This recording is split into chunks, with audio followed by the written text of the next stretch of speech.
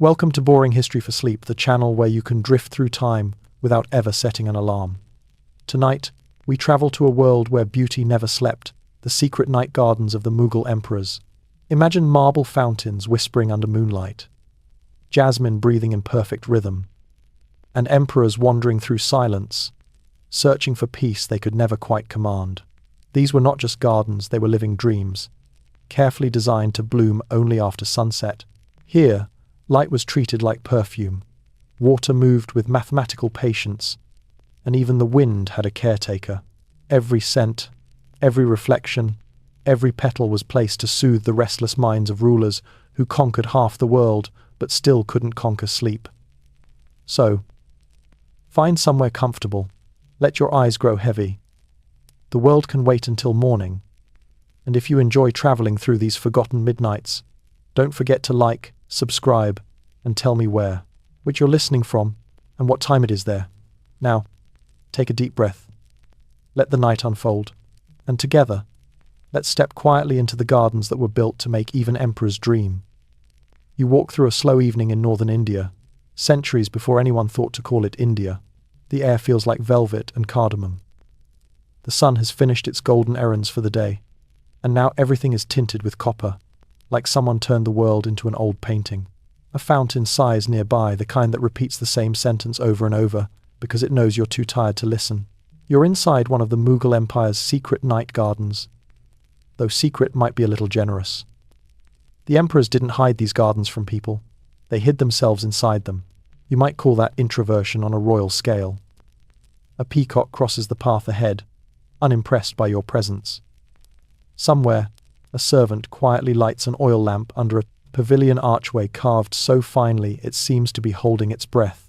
You can smell whetstone, jasmine, and maybe if you lean closer, a faint whiff of the emperor's rose attar perfume, the kind distilled drop by drop from thousands of petals. If you've ever struggled to keep a houseplant alive, brace yourself. Mughal emperors built entire ecosystems. Their gardens were called charbagh, meaning four gardens, divided by channels of running water, symbolizing the rivers of paradise. You stand at one of these crossings now, where water hums through narrow marble veins. It's said that Emperor Babur, founder of the dynasty, couldn't sleep without the sound of a stream, so he brought one with him wherever he ruled. You might say he was the original white noise app enthusiast. The night deepens, the garden begins its real performance. Fireflies appear first, like shy guests at a royal banquet, then bats, then soft laughter from somewhere behind a screen of cypress. Trees. The stars reflect in the long water channels, perfectly symmetrical, because symmetry, to the Mughals, was divine order made visible. If something in the layout looked off, even by a single brick, a court architect probably had a very stressful morning. You pass a wall carved with verses in Persian script, half hidden by creeping vines. The poem praises a moon that wanders lonely through jasmine branches. It's not signed, but scholars suspect it could have been written by Emperor Jahangir himself, a ruler so obsessed with beauty that he once ordered a painter to capture the likeness of a single dewdrop on a rose. Historians still debate whether that actually happened, or if court poets were simply flattering him beyond reason. The air grows cooler. You can hear the garden's subtle machinery. Channels feeding fountains, clay pipes burping softly underground, leaves dripping with condensation. Somewhere, musicians are rehearsing quietly, a sitar, a flute maybe, the hum of a voice warming up. This is no ordinary garden. It's a night garden designed to bloom when the world sleeps. White flowers open under moonlight, reflecting silver. Night-blooming jasmine releases its scent like incense offered to the stars. You feel oddly awake and calm at once, as though the night is exhaling through you. A caretaker shuffles past, carrying a copper vessel of water. He nods without looking up. He's seen too many dreamers wandering through here. He refills a stone basin for the emperor's favorite crane, which struts nearby, elegantly indifferent. You wonder if that bird knows it's living in a place designed to resemble heaven. Probably not. Birds are famously bad at understanding urban planning. You find a low marble bench and sit. The surface is cool, smooth, and faintly luminous under the moon. A breeze brings the scent of ripe pomegranate. Somewhere beyond the garden wall, a camel sighs because even the beasts of burden sound relaxed. Here. And here's your gentle warning. You probably won't make it through this night. That's fine. The emperors designed it that way to lull even the busiest mind into stillness. If you're still awake, this is your quiet cue to do the modern version of bowing before an emperor. Like the video, subscribe if you'd like to join our sleepy explorations, and tell us in the comments where you're listening from and what time it is there. We read them somewhere between dusk and dream. Now, take a slow breath. Let the scent of night jasmine fill your lungs. Listen to the fountains repeating their soft, endless mantra. Now let's ease into tonight's journey. You wake, or rather, you continue drifting into another corner of the same garden. The moon has climbed higher now, stretched thin across the marble paths like silk milk. Somewhere near the pavilion, a single lamp flickers, and you realize you're not alone. A figure stands there in embroidered night robes, staring into the fountain's mirror. It's Emperor Jahangir himself. He's supposed to be asleep after all. He has an empire to wake up to, but insomnia doesn't really care about titles. He stares at his own reflection with that familiar blend of pride and mild annoyance, the expression of a man who could conquer kingdoms but not his own thoughts. You know that look. Everyone does, sometime after midnight. The emperor moves through the garden, quietly as the shadow of a cypress. You follow. He stops beside a bed of white lilies, fragrant as a memory you can't quite place. He murmurs to an attendant, "Too much light. Bring the blue lamps." The servant scurries away. Blue light, he believes, calms the spirit. Somewhere, centuries later, scientists will confirm that certain wavelengths of light do affect human emotion. Though, ironically, too much blue light from phones keeps us awake. You'd almost laugh if you weren't so sleepy. You trail him through the perfumed dark. A historian once described Jahangir as a man who would rather admire the moon than rule beneath it. He kept meticulous diaries, hundreds of pages filled with notes on weather, flowers, and birds. He once stopped a royal procession to observe a pair of mating elephants. Another time, he pardoned a thief simply because the man could recite Persian poetry. You can't help but think he'd have made an excellent YouTube vlogger if given the chance. Tonight, though, he's quieter. His court is asleep, his musicians gone, his dancers resting. Only the fountains and cicadas perform now. He strolls to a pavilion built of marble, so white it seems to hum with its own light.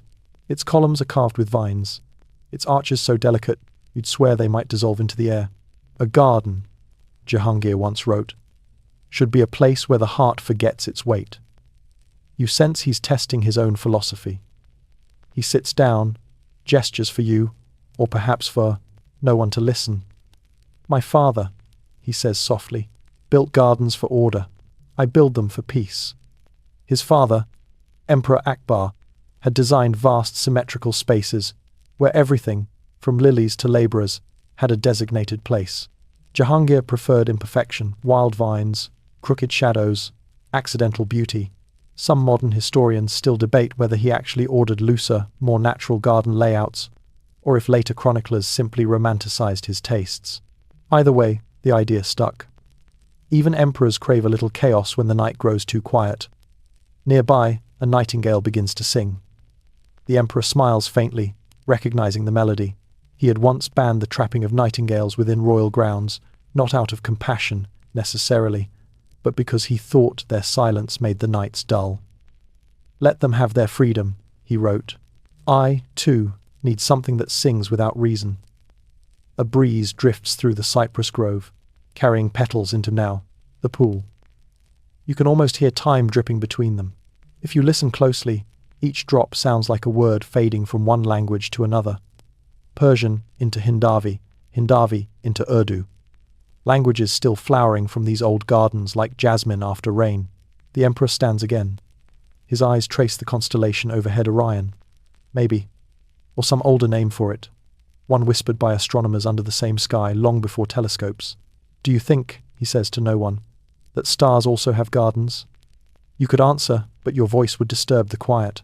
A servant approaches, carrying a copper tray with warm milk and crushed almonds, an imperial bedtime remedy.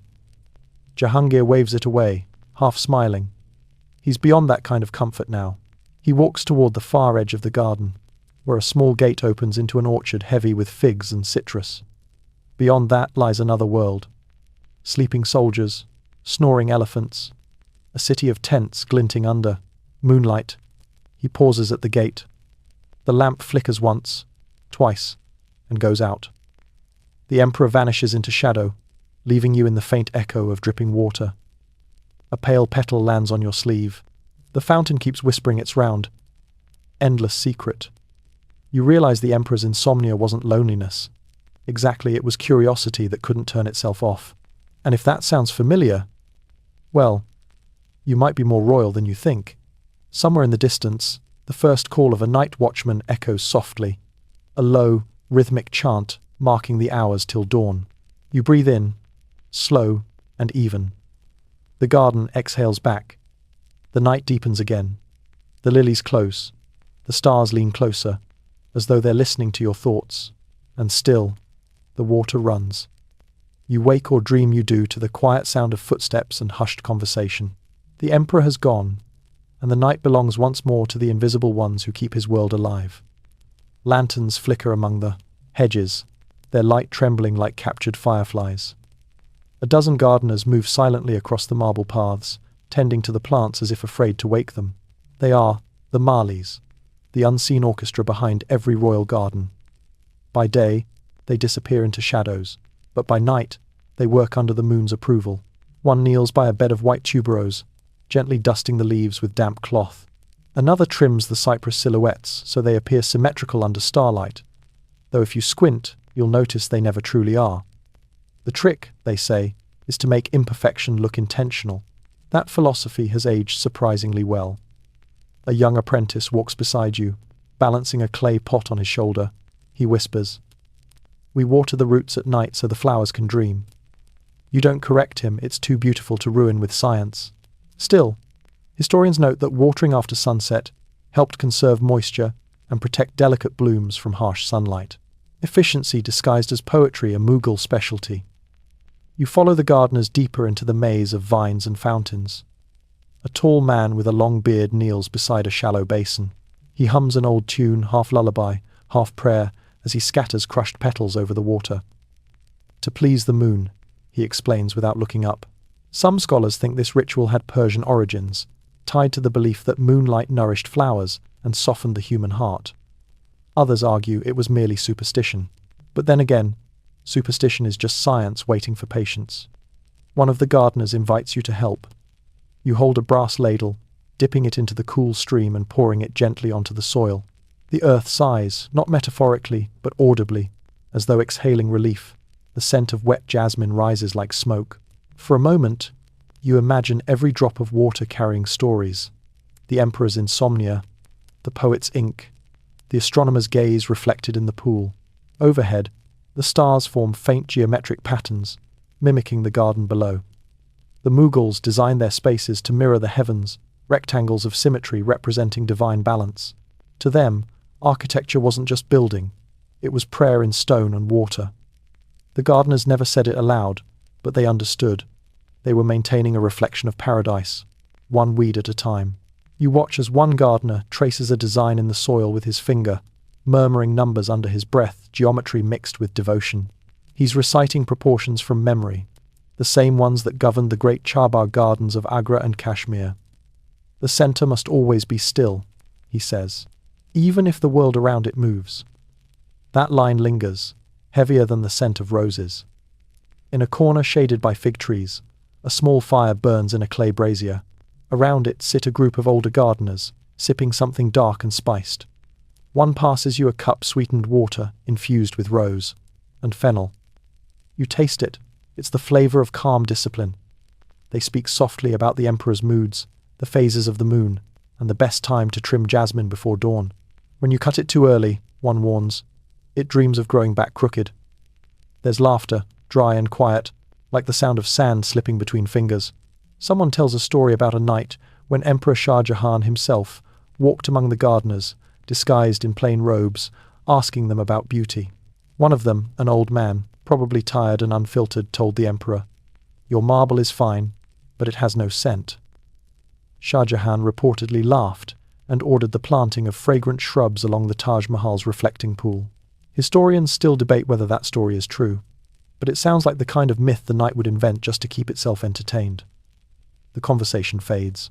Crickets take over, their rhythm steady and hypnotic. You notice how the entire garden seems to breathe with them. Fountains pulsing, lamps flickering, petals unfolding. It's not just a garden anymore. It's an ecosystem of sleep. Even the marble feels alive, absorbing moonlight and giving it back as pale warmth. A faint chime rings a signal from the far wall. The gardeners begin to finish their work, smoothing soil, aligning pots, washing their hands in the channels. One bows toward the water before leaving, his reflection bending like silk. You remain seated near the basin, watching the last of the lanterns drift away. The garden returns to its natural silence, broken only by frogs whispering in the pools and the occasional splash of a carp turning in its sleep. The apprentice returns, placing a small flower on the marble beside you. "For luck," he says. The blossom glows faintly in the lamplight, white as the moon's pulse. He disappears down the path, leaving you alone with the fountain's steady murmur, and you think not for the first time that maybe the night itself is the best gardener of all. It prunes your thoughts, waters your calm, and pulls up the weeds of worry before dawn. You exhale. The moon nods its approval. The garden dreams on. You walk farther into the night garden, following the sound of stone meeting chisel. Somewhere past the fountains, a single lantern burns beside a solitary figure, a man tracing lines in the dust with a brass compass. His robe is simple, his posture exact. He looks up briefly and nods, as if you were expected. This is Ustad Ahmad Lahori, the imperial architect. History will remember him as the man who designed the Taj Mahal, but tonight he's working on something quieter, a pavilion so delicate that even the wind must bow to pass through. He kneels again, marking a perfect square on the ground.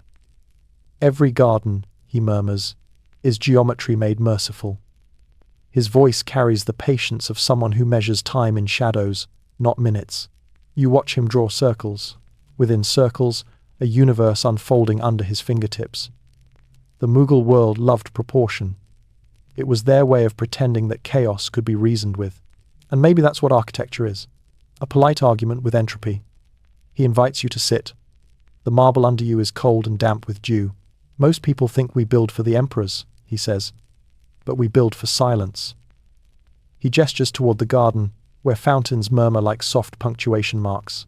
A ruler may command marble, but only stillness commands peace. You glance around and realize every path aligns with something: the moonlight, the stars, even the faint rustle of the cypress branches. It's as though the entire garden was calibrated for serenity. You mention this observation aloud. The architect smiles faintly. "Exactly. The angles are designed to slow the mind. When the body moves in balance, thought becomes a kind of sleep. And suddenly, you understand. These weren't gardens, just to look at. They were therapeutic spaces, long before anyone invented that word.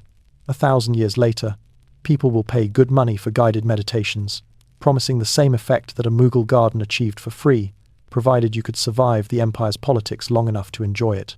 The architect picks up a small piece of marble, holds it to the moon, and studies its translucence. "White stone breathes differently," he says. "By night, it swallows light. By day, it releases it back."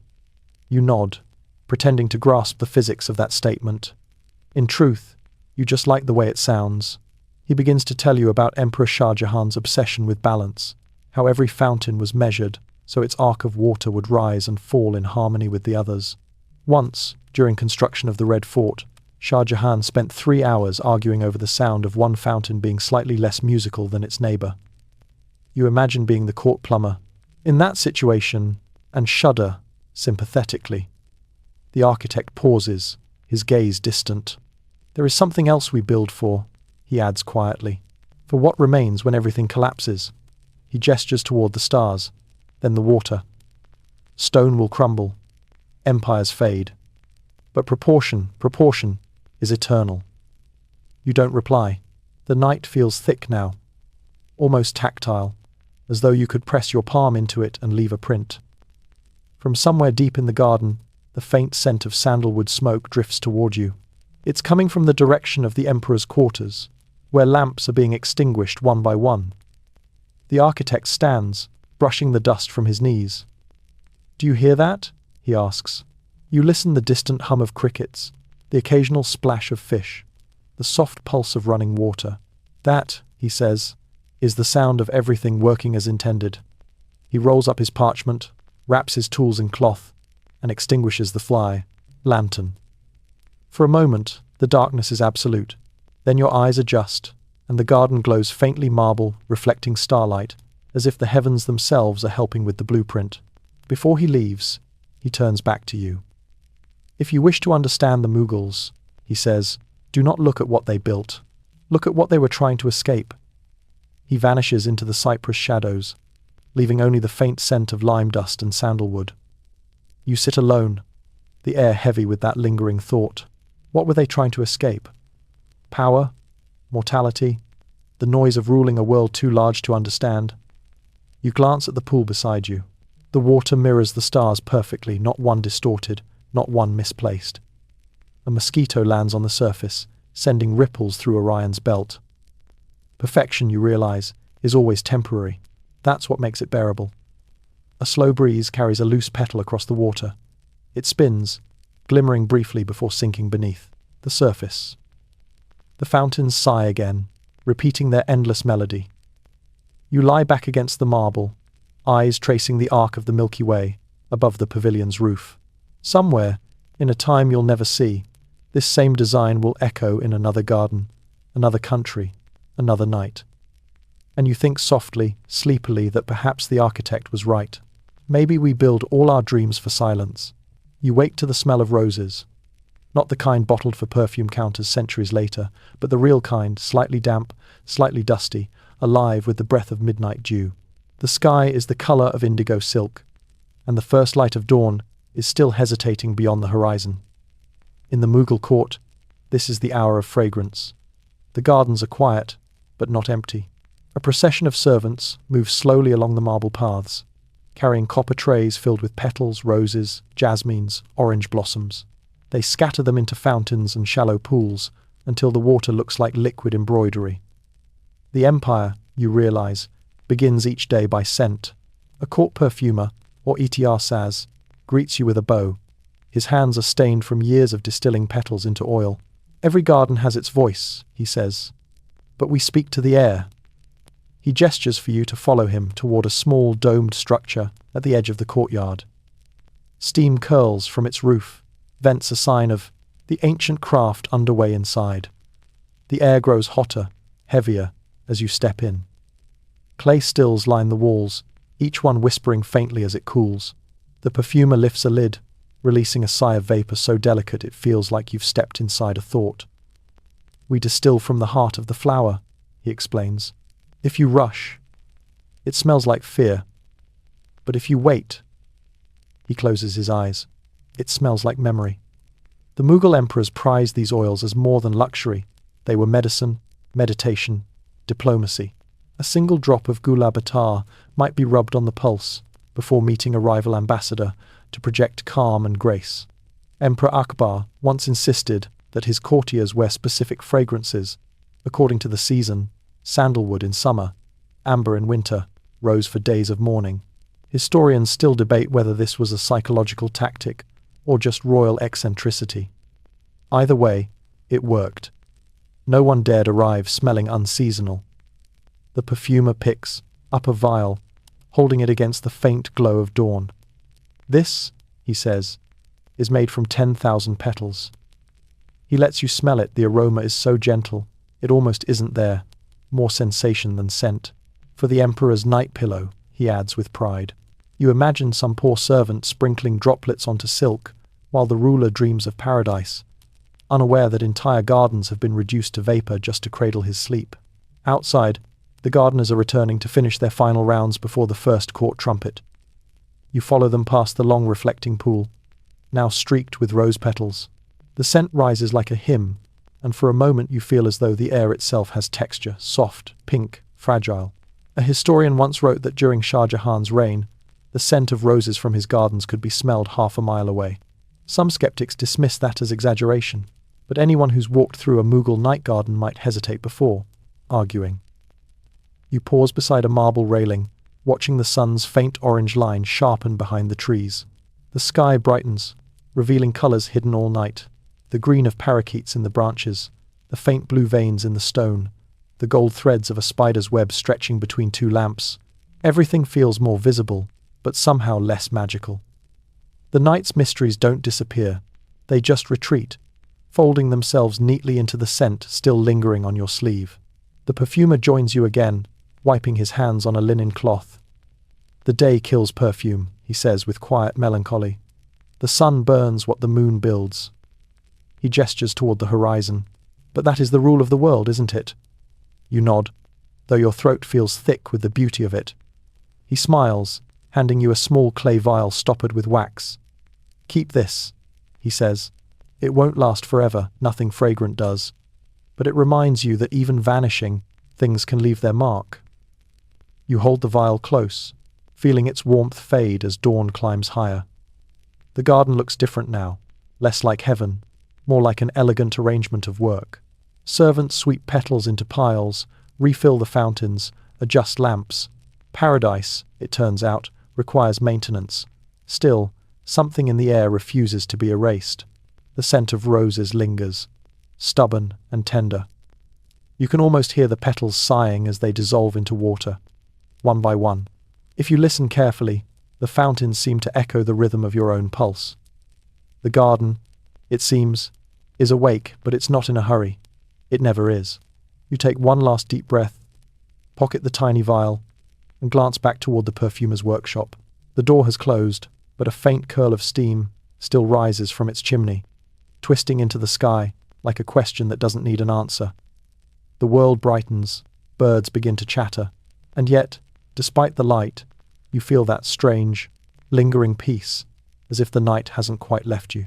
You smile, thinking that maybe that's what the emperors wanted all along. Not gardens for glory, but gardens that made the day itself feel like a soft continuation of sleep. And as the first rays of sunlight spill over the domes, you realize they succeeded. The first notes of morning drift through the garden, not loud, not sudden, just the gentle murmur of sound finding its courage. A koel begins to sing from somewhere behind the mango trees, its call clear as glass. Water threads through marble veins, carrying echoes of the night into the newborn day. You walk slowly along the paths, your feet cool against dew-dark stone. The empire is waking, but here, time hesitates. For the briefest hour, between prayer and sunlight, the Mughal garden belongs to the listeners, poets, musicians, mystics, and insomniacs too gentle for politics and too proud for sleep. They gather under a white canopy near the reflecting pool, where cushions and carpets lie scattered like forgotten dreams. You see them seated cross-legged, cups of spiced tea steaming faintly. They are not the nobles or generals who will later fill the palace halls. These are the quiet courtiers of the soul, the ones who serve beauty rather than power. One plucks at a sitar, the strings trembling into the morning air like threads of gold. Another hums softly, testing the ragas of dawn. Raga, Todi, perhaps. Or Bhairav, those ancient melodies designed to wake the heart without startling it. The Mughals believed each hour of the day had its proper sound, its assigned emotion. To sing the wrong raga at the wrong time was like wearing silk in the rain, technically possible, but frowned upon by heaven. The eldest among them, a poet named Faizi, adjusts his shawl and gazes toward the east. Dawn, he says quietly, is God's apology for yesterday. No one laughs, no one disagrees. They all sip their tea and let the music weave through the mist. You sit nearby, not speaking. The sitar hums, the flute sighs, and the tabla's heartbeat finds your own. It's strange how sound can feel like touch, how it seems to press gently against the edges of your thoughts until they soften. You realize that this was the real design of the garden, not to impress the eyes, but to tune the soul. A young singer begins to recite verses written for Emperor Akbar's court. O morning wind, slow your steps, the moon is not yet gone, and hearts are still half dreaming. The notes rise, fragile, but sure. You can almost see them floating in the air, curling like smoke before dissolving into the sunlight. The Mughal emperors were patrons of such moments. They built observatories to watch the stars, but they also built courtyards to listen to silence. Akbar himself was known to host music sessions that began at midnight and ended only when the first parrots cried at dawn. He believed that melody could discipline emotion. a form of governance softer than law. Historians still debate whether that belief made him a philosopher or simply a sentimental ruler. You glance toward the perfumer's pavilion from last night. A thin curl of incense still rises there, blending with the music. The scent of sandalwood wraps around the notes of the flute, and suddenly, the garden smells like sound. A bee hovers near your hand, as if curious about your stillness. You don't move. Even the insects seem hesitant to interrupt the morning's slow unfolding. Faizi begins another poem, this one softer, less crafted.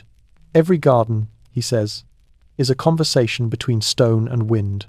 The flowers are just eavesdropping. The others chuckle quietly. It's not that the line is funny, it's that it's true in a way they can't quite explain. The music grows slower, more circular. You feel your breathing synchronize with the rhythm, your thoughts flattening like ripples settling on a pond. One of the musicians looks up, meeting your gaze for a moment. He smiles not at you, exactly, but at the strange calm that has gathered between everyone. A servant approaches with a tray of silver cups filled with rose water. He bows low, his voice barely above the sound of the fountains. "For the listeners," he says. The poet nods gravely, as if that simple offering carries divine approval. The first shaft of sunlight finally clears the pavilion's arch, painting the water with liquid gold. The sitar falls silent. The flute lingers on a single note, trembling, endless before fading into quiet. For a heartbeat, the garden holds its breath. No sound, no wind, only that delicate silence that exists between night and day. You realize that this, not the palaces, not the wars, not even the jewels, was the true treasure of the Mughal world. A civilization patient enough to listen. The poet places his cup down and says, almost to himself, "The moment you hear the sun, you've already missed it." Then he smiles faintly, as if he's forgiven the world for waking up again. The others rise slowly, gathering their instruments. The listeners scatter back into the empire, each carrying a little of that dawn quiet inside them. You stay seated by the pool, eyes half closed, letting the faint perfume of jasmine and tea linger around you. The reflection of the sky wavers on the water's surface, still blue but already brightening. You think to yourself that perhaps peace isn't found in silence at all. It's found in the kind of listening that lets silence speak. And as the light deepens, the garden hums once more, alive, awake, and infinitely patient. The day has arrived, but the garden doesn't seem to mind. Morning sunlight glints off the fountains like melted brass, and you follow a narrow shaded path leading to an arched doorway half hidden by vines. The air inside is cooler, not the chill of stone, but the hush of thought. You've stepped into the Emperor's private library. Not a library in the way you might imagine, with endless shelves and echoing corridors, but something humbler, stranger. A collection of manuscripts kept within carved sandalwood cabinets, their pages breathing the scent of cedar and thyme. A thin beam of light slices through a lattice window, landing on a low desk scattered with ink pots, reed pens, and scrolls tied with gold thread. You hear the soft scratch of a pen. Sitting cross-legged amid the manuscripts is a scholar in white linen, his beard fine as frost, his eyes half closed with focus. He doesn't look up when he speaks. "You are late," he says mildly, dipping his pen into ink so black it swallows the light. "But so is truth. Sit." You obey. The floor beneath you creaks faintly. Even silence has a rhythm here. He gestures to the pile beside him, hundreds of bound papers, each labelled in elegant Persian script. "The emperor dreams of an empire of paper," he murmurs. Every thought written, every flower described, every bird weighed and measured. You ask what he's writing. He smiles without looking up.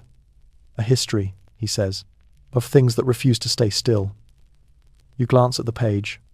The line he's written reads, "The scent of night jasmine cannot be trapped, yet we write as if it can." You can't help but smile. "Poetry?" He shakes his head. "Science." He explains that Emperor Jahangir's library wasn't only for literature. It was an archive of observation, a quiet laboratory disguised as leisure. Royal scribes recorded everything. Rainfall patterns, cloud colours, the weight of peacock feathers, the migration of cranes. They believed to understand the garden was to understand the world. Modern historians still debate whether these were acts of scholarship or obsession. Perhaps both. He lifts a scroll and unrolls it. The paper glows faintly in the light. covered in miniature paintings, each flower rendered with microscopic precision, each stem labeled in Persian and Sanskrit. The emperor said that, when a thing is drawn, the scholar continues, it learns how to exist twice, once in nature, once in thought. You run your fingers gently above the paper, afraid to touch. The drawings are so delicate they seem alive. A butterfly hovers over a marigold, its wings tinted with gold dust that shimmers when you breathe. In a corner of the room, a small wooden cabinet holds peculiar things, stones of unknown origin, a vial of coloured sand labelled Sind, a perfectly preserved leaf pressed between sheets of silk. Specimens, the scholar says, proof that beauty can be documented. Then, with a wry smile, he adds, and that emperors have the attention span of toddlers. They demand the world be catalogued, then forget what they asked for. He leans back, wiping ink from his fingers. The faintest trace of laughter escapes him. But still, we write. We always write.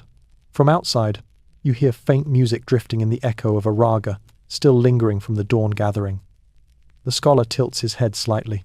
They play Bayrav? Yes? Appropriate. It reminds the son not to be too proud. He opens another manuscript. This one is different. Not a list or observation, but a story. The emperor orders one tale written each week, he explains. Something small, something true. The things history won't bother to remember unless we coax it. He reads aloud. One night, the gardeners caught a mongoose drinking from the emperor's fountain. They spared its life because it bowed before fleeing. He looks up. That's it, he says. That's the story. You wait for more, but he closes the book. The point, he adds, is that there's no point. That's how truth survives. For a while, neither of you speak. The sound of fountains returns, steady and hypnotic. Dust motes drift through the light like slow snow. Somewhere, a pigeon coos, the kind of sound that feels older than language. He finally sighs, rolling up another manuscript. The emperor believes he will outlive his garden through these pages, he says softly. But the ink fades faster than the scent of roses. In the end, paper and petals meet the same wind. He gestures for you to stand. Take one, he says. Choose a manuscript. Not the most beautiful one, the one that makes you curious. You hesitate, then pick a small, plain scroll tied with red thread. He nods approvingly. Good. The plain ones are usually the truest. You start to untie it, but he shakes his head. Not here. Take it into the sunlight. Words grow differently outdoors. You bow slightly, tucking the scroll beneath your arm. As you leave, he calls after you. Tell the emperor his library still dreams, even when he does not.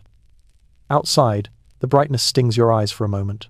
The fountains glitter, the garden hums with the sound of bees, and, somewhere above the walls, a peacock screams its strange, beautiful cry, half laughter, half lament. You glance down at the scroll in your hands. It feels heavier than paper, lighter than time, and as you walk back into the light, you can almost hear the whisper of ink drying behind you, the empire still writing itself into eternity, one sigh at a time. Evening returns like a familiar guest. The heat of the day retreats, sliding off the marble as if embarrassed to have stayed too long. You wander once more toward the fountains, carrying the red-threaded scroll the scholar gave you. It feels almost warm in your hands, as if it has been waiting for nightfall to be read. The garden glows again. Lamps hang from pomegranate branches. Fireflies weave between them, blurring the line between flame and life. The water channels reflect both their surface, a trembling map of stars and tiny lanterns. Every reflection doubles itself, so the garden seems infinite, a quiet trick played by light on tired minds. You find a stone bench near the long pool and sit. The night breeze carries the scent of sandalwood and wet jasmine, as if the air itself has remembered the empire's favourite perfume. A distant flute begins, low and hesitant, like a thought finding its words. You untie the red thread. Inside, the scroll contains only a few lines, written in thin, careful Persian. When the garden sleeps, the water dreams of sky. When the firefly wakes, the stars remember they are small. You stare at the words. They are neither command nor prayer, just observation, distilled into stillness. Perhaps that's why the scholar told you to read it outside. The night is the only language this writing truly understands. You lean closer to the pool. The reflection of your face wavers among stars, distorted by ripples. It's a strange feeling watching yourself dissolve in the same mirror that once showed emperors their halos of moonlight. Water remembers everything, just not in order. In the distance, a soft laugh floats through the air. A group of women, musicians from the imperial harem, are crossing the bridge, their silk veils shining faintly. They carry small lamps and baskets of flowers, singing a slow song to the rhythm of their steps. The tune is simple, almost childish, but it carries the weight of centuries. Every night, a voice murmurs beside you. You turn, it's the apprentice gardener, the same one who offered you the moon blossom earlier. He's older now, or maybe the shadows make him seem that way. They come to scatter petals on the water, he says. The emperor believes the flowers guide the spirits of the garden back to their roots. You ask if he believes that too. He smiles faintly. I don't need to believe it, he says. It's beautiful enough to keep doing. The women kneel by the pool, releasing handfuls of blossoms that float out across the surface, white, pink, gold.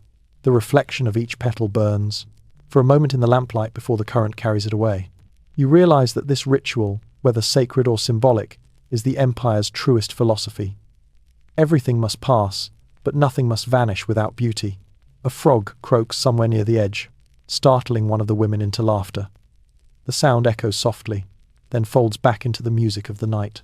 You chuckle too. Apparently even paradise has its small comedians. The apprentice sighs, resting his hands on the low wall. They say when Shah Jahan lost his queen, he came here and watched the water all night, he says. He said the fireflies reminded him of her jewelry. He shakes his head. Imagine mourning through insects. Historians still debate whether that story is true. Some claim the emperor mourned only in the marble tomb he built. Others whisper he couldn't bear to sleep indoors for years, wandering gardens instead. Both versions sound equally possible. Grief, like beauty, has many architects. The air cools. The moon rises an exact half tonight, cleanly divided, like one of the architect's sketches. Fireflies gather more thickly, their glow mirrored in the water until it seems the pool itself is breathing. The apprentice tosses a handful of grain into the ripples. Fish flash just below the surface, quick sparks of silver among the stars. You ask him if he ever tires of this. He shrugs. Every night is the same, he says, but so is peace. He leaves you there, walking back toward the gardener's quarters. His footsteps fade into the rhythm of crickets. You sit until your reflection becomes too faint to hold. Around you, the fireflies pulse in slow synchrony, as if obeying an unseen conductor. The scroll lies open beside you, its ink catching stray glimmers of light. A breeze crosses the pool, scattering petals toward your feet. One drifts onto your lap, a pale rose, its edges glowing faintly with dew. You hold it up and watch how perfectly it mirrors the moon. Somewhere deep in the garden, a fountain sighs. The water, the stars, and the tiny flames blur together until you can't tell which is which. You close your eyes. The scent of the blossoms clings to your hands. The empire, for this small hour, feels eternal. And as you drift between waking and dream, you realize that perhaps eternity was never about time. It was about repetition done beautifully enough to feel new every night. The next evening arrives gently, as if reluctant to disturb the air. The garden glows again, not in celebration, but in memory. You notice how the colors of dusk cling to the marble walls like the last lines of a fading poem. Every pillar and petal seems to hum with quiet purpose. Near the far end of the garden, under an arched gallery, a group of men sit cross-legged on low cushions. They are the court scribes, copying the emperor's decrees by hand before the oil lamps burn out. Their robes are simple, their tools elegant, reed pens sharpened like whispers, sheets of parchment laid over smooth wooden boards. You walk closer. The scent of ink is sharp but strangely soothing, like rain meeting dust. Each scribe moves in rhythm, dipping, lifting, breathing, writing. The room sounds like a heartbeat made of paper. Their leader, a dignified man with tired eyes and steady hands, gestures toward an empty cushion. "Sit, traveler," he says. "You may watch, but be silent. Ink dislikes noise." You sit. The sound of the pen tip scratching is hypnotic. You realize that each movement of the hand is a kind of prayer, a meditation performed through precision. One scribe mutters under his breath. In every stroke, a kingdom lives. In every blot, a ruler dies. You don't know if it's poetry or superstition, but either way, no one laughs. A young apprentice beside you leans over and whispers, "We write 3 copies of everything. One for the emperor, one for the record, one for the moths." You smile. He doesn't. The moths, he continues earnestly, always win. In front of him lies an unfinished decree sealed halfway with wax.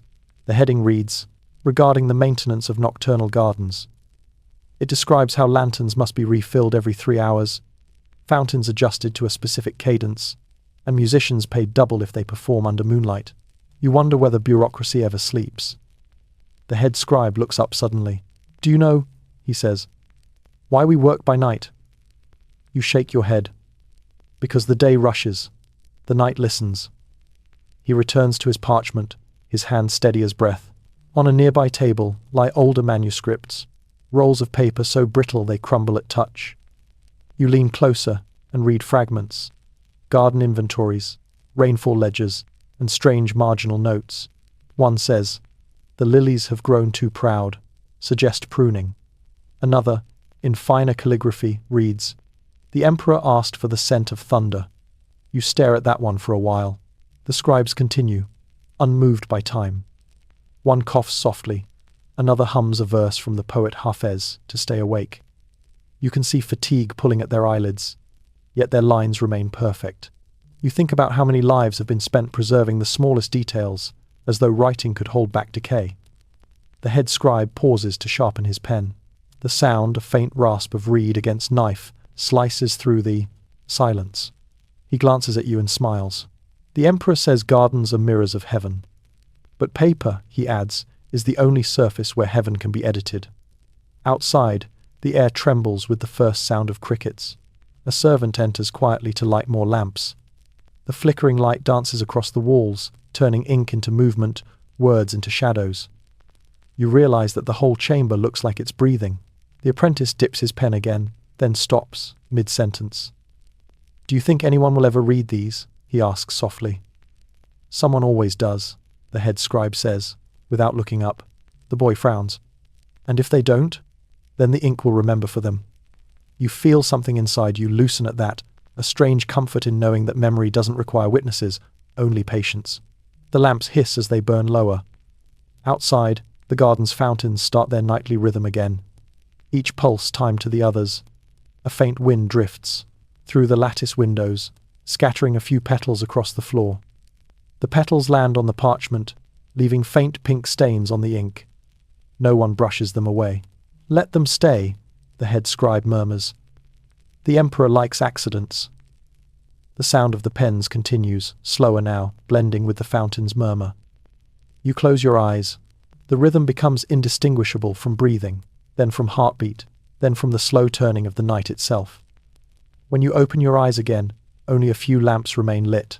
The head scribe seals the final scroll and places it into a carved chest. "Tomorrow," he says quietly, "we will copy it again." He extinguishes his lamp.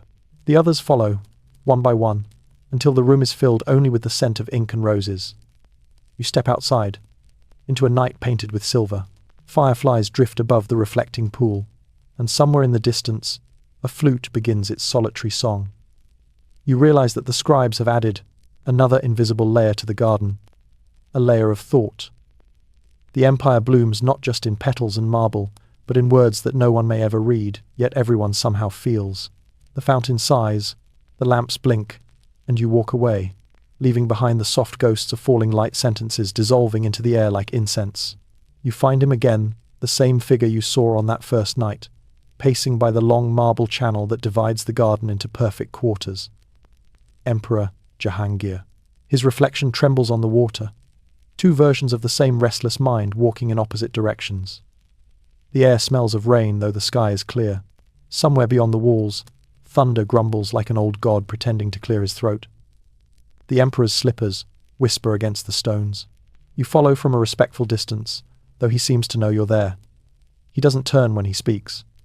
Do you ever wonder, he says softly, if paradise gets bored of being perfect? You hesitate.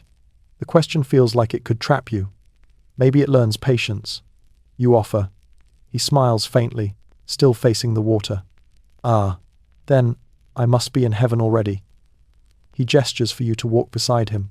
Sleep, he sighs, has become an ambassador who refuses my invitations. You glance at his eyes, ringed with the exhaustion of men who've conquered too much. They tell me gardens bring peace, he continues. I have built 43 of them. Still, peace behaves like a guest who leaves before dessert. The two of you walk beneath an arbor of white lilies. Their scent is thick enough to taste sweet, almost cloying, like beauty that doesn't know when to stop. When I was young, he says, I thought ruling would make sense if I could control symmetry. I built order in marble. I drew paradise with a ruler. He stops. The moonlight paints a line across his face, dividing it cleanly in half. But symmetry, he murmurs, is only beautiful when it's incomplete. Perfection kills curiosity. He kneels by the pool, trailing his fingers through the water. The ripples erase his reflection instantly. There, he says. That's better. A servant appears, carrying a silver tray with a small cup of opium tea. The Emperor waves him off. Not tonight. I want to meet my insomnia on fair terms. You sit beside him on the low marble edge. Crickets murmur in the hedges. The fountain nearby whispers its constant, wordless story. For a long time, you say nothing. The Emperor breaks the silence first. Do you think, he asks, a ruler is allowed to be lonely? You choose your words carefully. If the stars can be, then yes. He laughs softly, a sound more like breath than mirth. Stars have the advantage of distance. He picks up a fallen flower and turns it in his hand. My historians will write of conquests, decrees, marriages. But no one will mention that I spent most nights talking to frogs. He gestures toward the pond. You listen, and sure enough, one croaks back as if answering. See, my most loyal subjects. There's humor in his voice, but it's the kind that's been sanded down by sadness. A faint rustle comes from behind the sound of a quill scratching. You turn to see one of his chroniclers sitting cross-legged in the shadows, recording every word. The Emperor doesn't look back. He writes down everything I say, he explains. Even my sighs have footnotes. The chronicler coughs apologetically. Your Majesty, truth must be preserved. Truth, Jahangir says dryly, is a poor archivist. It forgets the color of the sky. He stands, stretching slightly, as if trying to shake the crown from his shoulders. You see this garden? They call it eternal. But eternal things are lonely. Nothing changes enough to surprise them. A warm wind stirs the palm leaves overhead. Lanterns flicker along the pathways, their flames bending toward the east. The Emperor watches one gutter out and nods. Even fire knows when to rest, he murmurs. Perhaps it is wiser than kings. You both begin walking again. He moves slower now, less like a ruler inspecting his domain, and more like a man avoiding his bed. The garden seems to adjust its breathing to match his pace. He stops beside a low pavilion overlooking the Yamuna River. The water beyond the walls glints faintly under moonlight, a dark mirror of the garden's perfection. Do you hear that? He asks. The real river, not the marble one, the one that doesn't need permission to flow. You listen, faint, distant, eternal. That river will forget me, he says. But that's all right. It forgets everyone. That's what makes it holy. He turns toward you, his expression softer now. You've been walking here a long time, he says. Are you one of my historians? You shake your head. Just another sleepless soul. Ah, he nods. Then we are colleagues. He smiles once more, not the polite smile of a ruler, but the weary smile of a man who finally understands the limits of his own name. When you leave this garden, he says quietly, remember something for me. He reaches down, scoops a handful of water, and lets it fall through his fingers. Write nothing that cannot be washed away. You don't answer. There's nothing to say. He turns, walking slowly toward the pavilion's open arch, his robe catching the wind. For a moment, he looks almost translucent, a moving outline of memory and moonlight. A frog croaks again. The Emperor pauses, then laughs softly. Good night, Minister. he says to it, and vanishes into the dark. The fountains continue their endless murmuring. You look at the water and see his reflection still there, rippling faintly, as if refusing to disappear completely. Above you, the stars seem unusually bright, distant, patient, and yes, perhaps a little lonely too. The garden sleeps again. The emperor's steps have faded, but the night remains restless awake in its own quiet way. You sit beneath the same pavilion where Jahangir vanished, watching the thin curtains of wind move through the arches like invisible silk. Somewhere beyond the walls, the Yamuna hums its slow, endless hymn. The river was always there, long before the marble, long before the empire. The Mughals built their paradise beside it because even perfection needs something imperfect to lean on. The wind sighs through the lattice screens, carrying scents that don't belong together, but somehow coexist: rosewater, sandalwood smoke, and the faint bitterness of wet earth. You can almost taste the empire's contradictions in the air. Beauty and decay, prayer and politics, power and peace. A low creak interrupts your thoughts. In the half-light of the pavilion, an old man appears bent, barefoot, holding a broom made of palm fibers. His beard glows silver in the moonlight, and his eyes hold the kind of calm that comes from spending more time with dust than with people. He bows slightly. "Forgive me," he says softly. "I am the keeper of the wind." You smile. "You mean the caretaker?" He chuckles, shaking his head. No. The caretaker serves the marble. I serve what passes through it." He begins sweeping the floor slowly, each stroke releasing a soft whisper of sound. You realize he's not clearing debris, he's moving air. Each motion stirs a new current, guiding it toward the open arches, as if choreographing a quiet dance between stone and sky. "When the emperor cannot sleep," he says, "he asks me to make the wind softer." So I sweep the echoes away. You watch him work. His broom never touches the same spot twice, yet the air around him grows smoother, gentler. The silk curtains settle. Even the fountain nearby seems to hush its rhythm, respectful of his ritual. He glances at you. "The Mughal architects built this place for the eye," he murmurs, "but I think they accidentally built an instrument for the ear.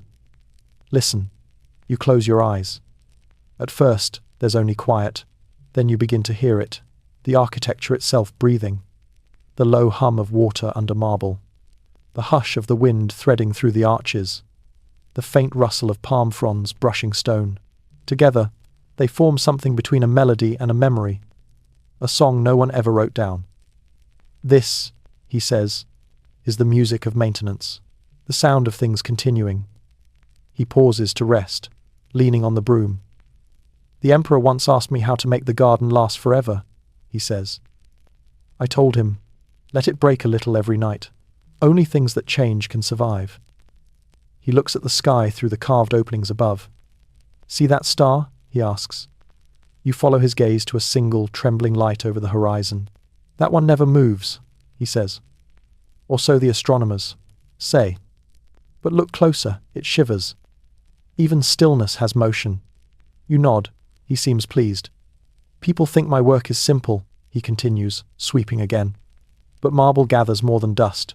It gathers memories. Every footstep leaves a bit of thought behind. If I don't clear them, they build up. Then the wind starts whispering in too many voices." He pauses, leaning against a pillar. "Sometimes," he adds quietly, "the voices ask me where their bodies have gone." The wind rises briefly, carrying a faint scent of burned oil and rain. You wonder if he's joking. His face gives nothing away. He resumes his sweeping. "The emperor's garden has many ghosts," he says. "Not of people of moments. A scent that's lost. A word half heard. A sound that used to be." You look around. The night seems thicker now, like time has gathered under the arches. The fountains ripple faintly, as though responding to some secret conversation between centuries. The old man stops, rests his broom, and listens. "Ah," he says softly. "There it is again." You tilt your head. It's faint a sigh, perhaps, or the echo of laughter carried from another lifetime. It fades before you can place it, leaving only the rhythm of the water behind. He smiles. "Good," he says. "That means the garden remembers." He begins to leave, broom dragging lightly across the marble. Before stepping out into the dark, he turns back to you. If you hear the wind speaking, he says, don't answer too quickly. It's usually just looking for someone who will listen. You nod, unsure if he can see you. Then he's gone, just another ripple in the air. You remain alone in the pavilion, the marble cooling beneath your hands. The wind continues its soft passage through the arches, now steadier, as if satisfied. You close your eyes again. The sound of the water merges with your breathing.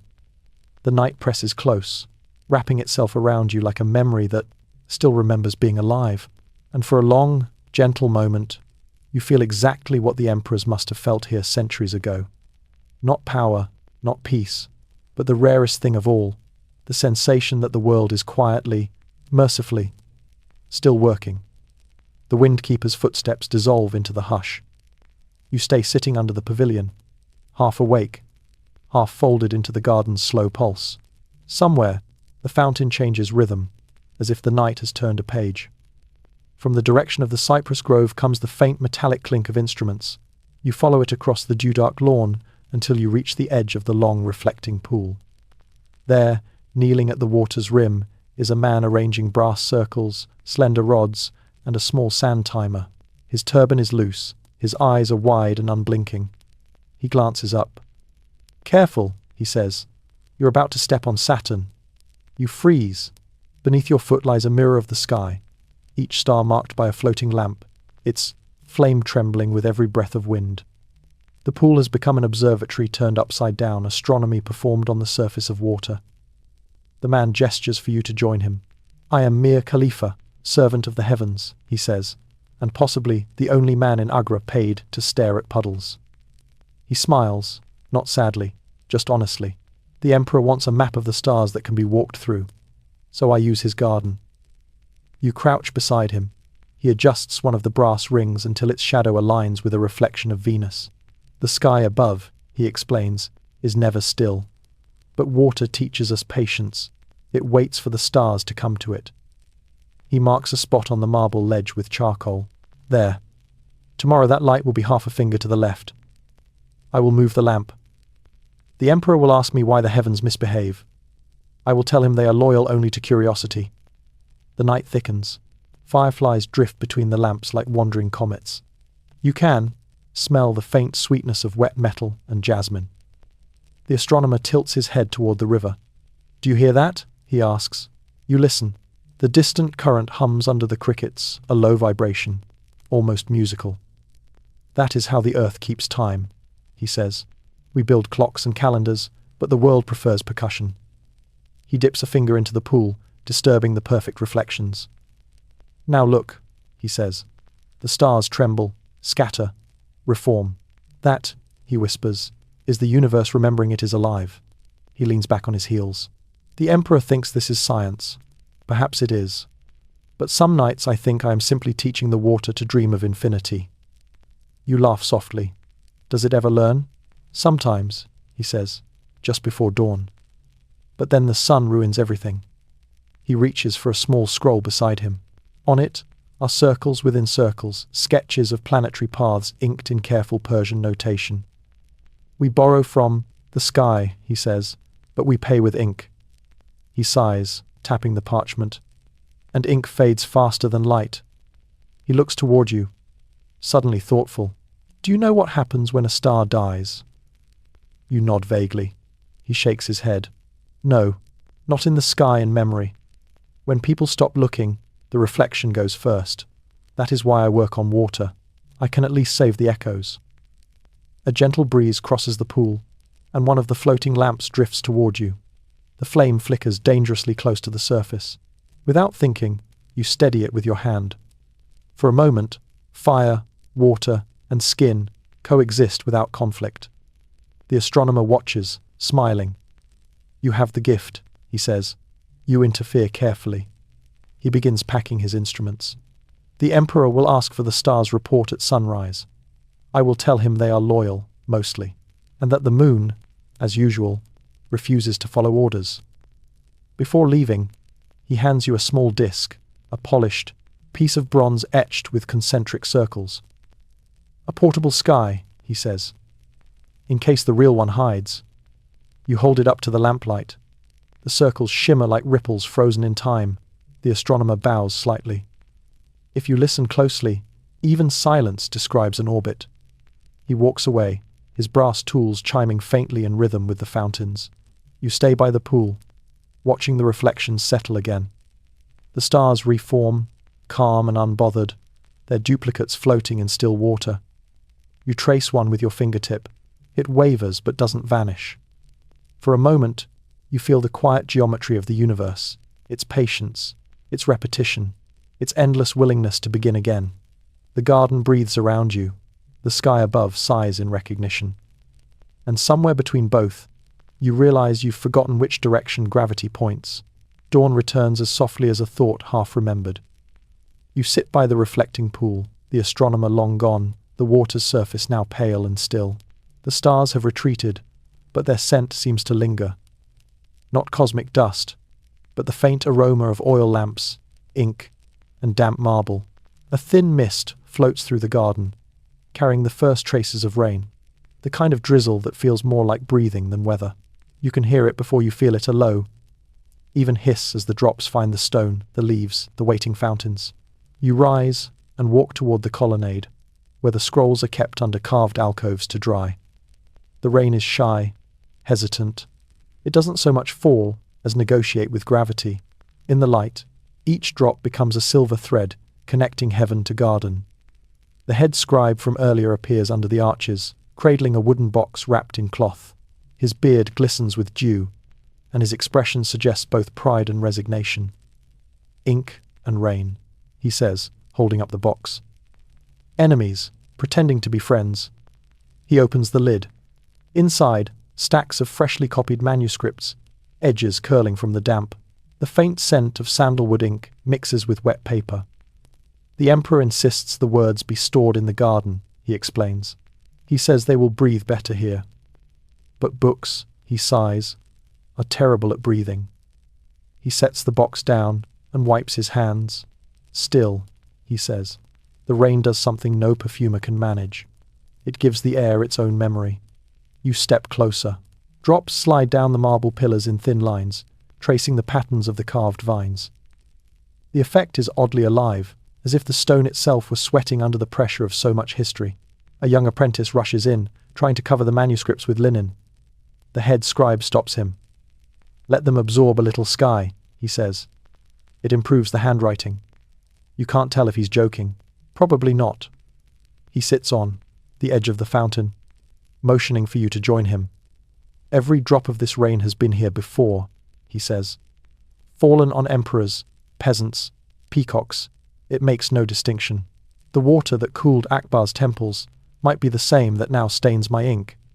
He dips his fingers into the falling rain, then touches the wet marble. Recycling, you see. He smiles faintly. Nature was sustainable long before we learned the word. He points to the fountain's surface. The garden was designed to let rain sing. Each tile under the pool is tuned differently when water falls. It makes music. You lean closer, listening. He's right. The droplets hitting the pool create faint notes, each with its own pitch. It's an accidental symphony, random yet harmonious. The architects, he says, believed that paradise must sound as beautiful as it looks. Heaven, they said, is not silent. It hums. He pauses, looking up. But when it rains like this, he whispers. Heaven listens. The drizzle thickens. The scent of earth grows stronger, loam and jasmine and old marble dust. You can almost feel the garden sighing in relief, the way living things do when they've been waiting too long for touch. Across the courtyard, servants hurry to cover cushions and extinguish lamps, but the scribe remains seated, unbothered. Ink survives if you write slow enough, he mutters. Rain survives everything else. He reaches into his robe and pulls out a folded page. A letter, perhaps, or a piece of unfinished prose. The edges are wrinkled, the script smudged in places. He hands it to you. This, he says, was written by a poet the emperor exiled. He said the garden was too quiet, and the silence frightened him. You open the page. The words are uneven but legible. The earth does not ask why it rains. It opens itself and forgets the question. The scribe smiles faintly. We kept his words here anyway. The emperor may rule the land, but the garden keeps the weather. Thunder rolls in the distance, a long, gentle growl that shakes the air without frightening it. The rain steadies into rhythm. You realize that even the thunder has an echo in the architecture. It travels through the colonnades, turning into a slow, deep hum that fades into the fountains. The scribe stands, closing the box. The rain will pass soon, he says. It always does. But the scent, he inhales. The scent will make you think it never left. He leaves you under the arches, his robes darkening with water. The manuscripts remain on the bench, glistening softly, their ink shimmering like dark glass. You watch the drops slide across the calligraphy, distorting letters until they resemble rivers. For a moment, you imagine the words themselves flowing back into the soil knowledge, dissolving into its source. The rain slows, then stops. The garden gleams under a thin film of mist. Somewhere, a bird begins to sing, as if nothing has happened. You take one long breath. The air smells of roses, ink, and surrender. And for the first time, you understand what the Mughals were really building here. Not a monument to beauty, but a conversation between things that can never keep their shape reign. Words, memory. You walk back into the clearing light, carrying the poet's page carefully in your hands. It has already begun to dry and fade. The rain has gone, but it's left the garden softer than before, like silk that's been worn in. Every surface glistens faintly under a pale new moon, and the air carries that strange silence only found after storms, when everything feels temporarily forgiven. You follow the faint sound of voices through a narrow corridor of wet stone. It leads you to a square courtyard at the center of the garden, framed by marble arches that curve inward like the petals of a closed flower. 4 small fountains sit at each corner, feeding a shallow pool in the middle. The water ripples in slow, perfect rhythm, as if listening. Here, sound behaves differently. You speak a quiet word just to test it, and the echo answers back, not once but twice softer, more distant, as though the courtyard itself is thinking before replying. You're not alone. 2 women stand near one of the arches, veiled, their silhouettes haloed by lamplight. One holds a long-necked lute, the other carries a bowl of flowers. Their movements are slow, deliberate, almost ceremonial. You hesitate at the threshold. A third figure appears from the shadows, an older woman in ivory silk, her posture regal even in stillness. Her veil is thinner, her presence unmistakable. You realize who she must be. Nur Jahan, the emperor's wife, co-ruler of the empire, and arguably the most powerful woman ever to walk through these gardens. Her voice, when she speaks, carries the calm authority of someone used to being obeyed softly. This place, she says, was designed for secrets. You bow slightly, though she doesn't seem to require it. She gestures toward the domed ceiling. The architect built it so that whispers travel perfectly from one corner to another. Even love needs good acoustics. She takes a seat by the pool. The 2 attendants kneel beside her. One begins to play a quiet melody. The other scatters rose petals across the water. The tune is simple, almost fragile, but every note seems to land exactly where it should, like droplets falling into an invisible pattern. Do you know why I prefer the night? She asks. You shake your head. Because light flatters too easily. Darkness listens. She dips her fingers into the pool. The emperor believes this garden is his creation, but he forgets who placed the fountains. I measured this courtyard myself. The water knows me better than the marble does. The petals drift, gathering in clusters that mirror constellations. The music grows softer. Power, she says, is like water. You crease, cannot hold it, only guide its shape. She gestures toward the ripples. A single drop here will reach the farthest corner. That is how an empire should move, not loudly, but completely. You realize she's not speaking to you anymore, but to the air itself, as though continuing a conversation the world once promised to remember. The musician stops playing. Nur Jahan looks toward the fountain nearest her. This one, she says quietly, was built for echoes. She leans forward and whispers something, a word you can't catch, into the spray. The sound travels through the arches and returns seconds later, transformed into something deeper, slower, as if aged by the air. It repeats differently each time. She smiles faintly. A perfect reminder that memory improves upon truth. A pause. Somewhere beyond the walls, you hear the distant toll of a bronze bell from the palace complex. Time reasserting itself. Nur Jahan watches the reflection of the flame flicker on the water. "When I die," she says, "they will bury me beside the river. But I would rather have become a ripple here unnoticed, persistent." You find yourself asking, "Do you ever wish to leave this place behind?" Her smile lingers but doesn't reach her eyes. "Leave? My name is already stitched into its symmetry." She gestures to the arches. "Every garden is half confession, half disguise. This one hides both our love and our exhaustion." She stands, and the two attendants follow. "The emperor dreams of heaven," she says, "but I build what can be walked through." As she passes you, the scent of rose and smoke trails in her wake. She pauses at the doorway, turns slightly, and adds with gentle irony, "If you speak here after I've gone, the walls will still answer. They always do." The three women disappear into the shadows, their reflections lingering on the pool like a faint afterimage of power. You wait for the echoes to fade. They don't. Instead, the courtyard begins to murmur softly, fragments of phrases, laughter, sighs, the stored breath of centuries whispering through the marble. You kneel and listen. The voices don't haunt, they remember. Each tone feels both near and impossibly distant, as though the air itself is rereading an old love letter aloud.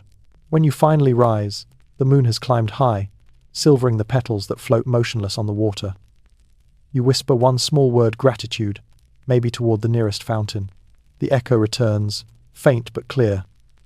It sounds like forgiveness. You follow the path Nur Jahan took, though she has vanished into the deeper corridors of the palace.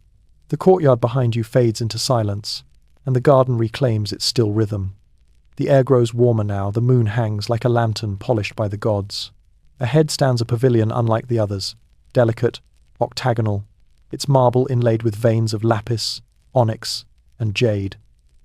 Even from a distance, it seems to glow, not from lamps, but from the faint shimmer of moonlight caught in thousands of tiny stone petals. The Mughals called this craft pietra dura, stone painting, and they used it the way poets use metaphors, to make beauty feel inevitable. You step inside. The floor is cool, geometric, hypnotic.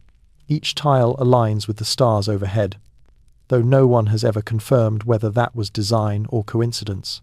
Scholars still debate it, as scholars love to do, especially about things that refuse to explain themselves.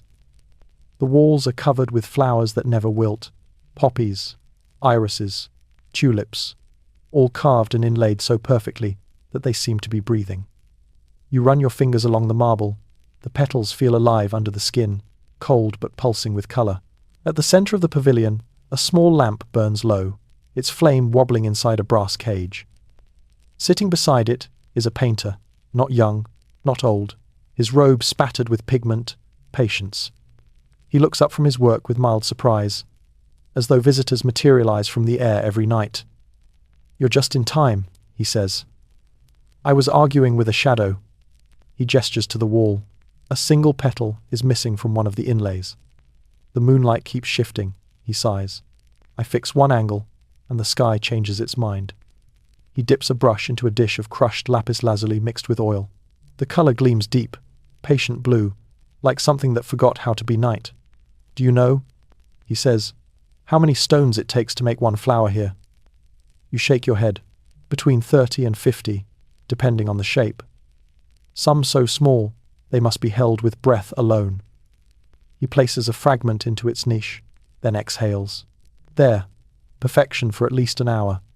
He wipes his hands on a cloth, smearing streaks of blue and gold. "The emperor wants his gardens immortal," he says. "So we build a garden that the rain cannot touch." You study the wall again, the illusion is flawless.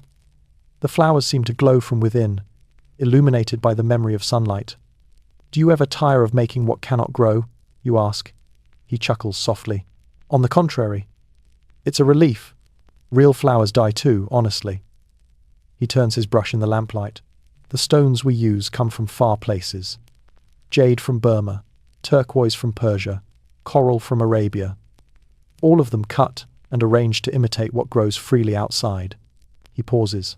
We spend our lives convincing the world that marble has emotions. Outside, the wind stirs through the garden. Its shadow ripples across the walls, giving motion to the still flowers. The painter smiles.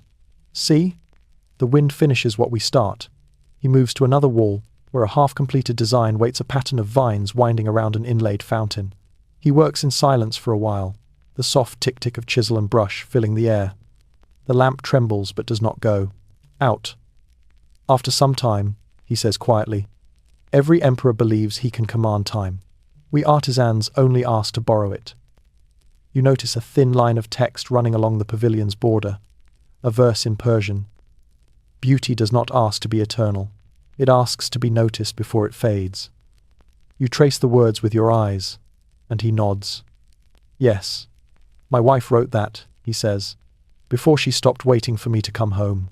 There's a long silence. The garden outside hums with crickets. Somewhere, a peacock screams the most extravagant sound of loneliness you've ever heard. The painter doesn't look up. Do you know what color regret is? He asks suddenly. You hesitate. Grey? He shakes his head. No, it's gold. It shines only when the light leaves. He lays his brush aside and rises, joints cracking softly. I think that's enough for tonight, he says. The stones need to rest. He covers the unfinished wall with a silk cloth, then turns to you. When you leave, walk backward for the first few steps, he says. Otherwise, the flowers will follow. You manage a small laugh, but he's serious. The emperor's garden is alive, he whispers. Even the marble breathes. Just slower. He extinguishes the lamp. The pavilion falls into darkness, yet the stones continue to glow faintly, holding onto the moonlight as if unwilling to let it go. You step outside, the cool night brushing your skin like memory. Behind you, the painted flowers shimmer softly, eternal and unfinished. The wind moves through the garden again, gathering scents, whispers, fragments of stories. And as you walk backward, as instructed, you feel it, the quiet gaze of beauty that refuses to sleep. The air outside the pavilion feels newer, lighter, as though the night has taken a deep breath and decided to keep going. You walk slowly through the garden's winding corridors, where marble gives way to gravel and the soft crunch beneath. Your feet sounds like the punctuation marks of silence itself. Ahead looms a gate, tall, arched, and faintly luminescent beneath the moon. It marks the outer edge of the emperor's private garden, the threshold between paradise and the ordinary world. Or, at least, what passed for ordinary, in an empire that paved its dreams with stone.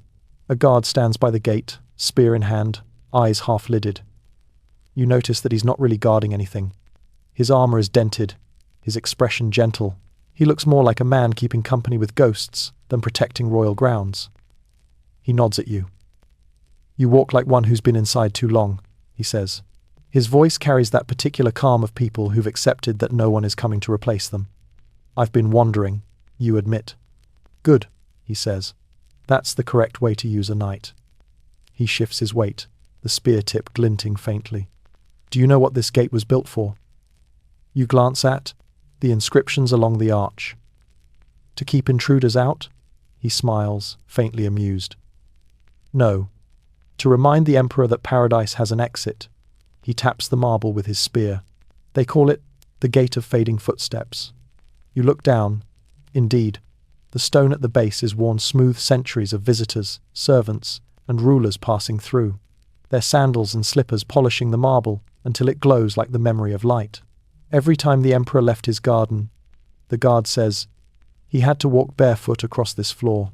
He said it helped him remember he was human.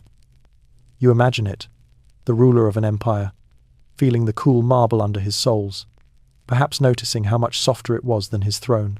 The guard sits down on the low step, leaning his spear beside him. Most nights, I hear him, he says quietly.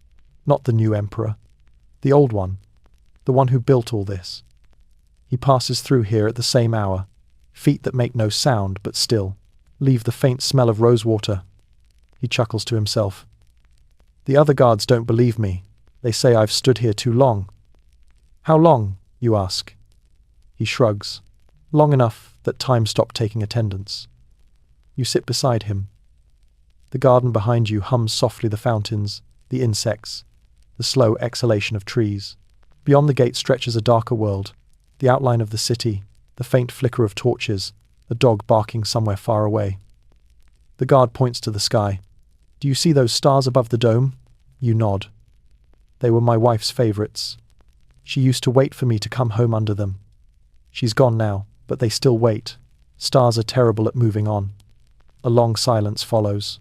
You both listen to the guard and breathe. The smell of wet earth still lingers from the rain, mixing with the faint sweetness of burnt oil. "Sometimes, I think this gate keeps me in," he says softly. "Not the Emperor, not the ghosts. Me." He looks at his hands. "I wanted to leave once. I walked halfway through. But then I heard the fountains stop for a heartbeat, just one, as if they were holding their breath. I turned back." He laughs quietly. "Even stone can guilt you into staying." You glance through the archway. The path beyond disappears into fog. "What's out there?" you ask. He tilts his head. "Dust. Markets. Morning. The part of life that doesn't echo." The fog thickens, curling into the garden like slow smoke. The moonlight fades a little, replaced by a softer glow, maybe from the lamps behind you, maybe from something older. The guard stands, lifting his spear. "It's strange," he murmurs. "We built these gardens to resemble heaven, but heaven, I think, must envy our noise." He gestures toward the city. "Out there, everything forgets. In here, everything remembers. Choose wisely which you prefer." You rise, standing beside him under the arch. The marble beneath your feet feels impossibly smooth, as though time itself had worn it down for this moment. You look back once more at the garden, the pavilions, the fountains, the fireflies looping like small, sentient embers. The place feels endless, but suddenly you understand. Even paradise needs a door, so it can dream of being lost. The guard nods to you.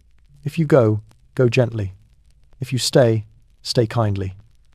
He steps aside, and for a breath, the wind passes through the gate, cool, fragrant, and infinite. It carries the scent of both the world you've wandered and the one you've yet to meet. You hesitate, but only for a moment. Then you step forward, your bare feet pressing into centuries of memory, your footsteps dissolving into the marble like smoke. The fountains murmur behind you. The air shifts. The sound of your passing fades almost instantly. And the gate, true to its name, keeps only the echo of your breath. The softest footprint of a night that will not quite let go. Beyond the gate of fading footsteps, the garden opens into a quieter world, the service courtyards, the workshops, the places where the invisible hands of beauty sleep during the day. It is still night here, though paler, gentler, as if even darkness were exhaling. You follow the faint glow of a single window. Inside, a woman sits at a loom, her face half lit by a small oil lamp. The threads she's working shimmer, not gold, not silver, but something in between, like moonlight trapped in silk. The loom creaks softly, in rhythm with the fountain outside. She looks up, but doesn't seem surprised to see you.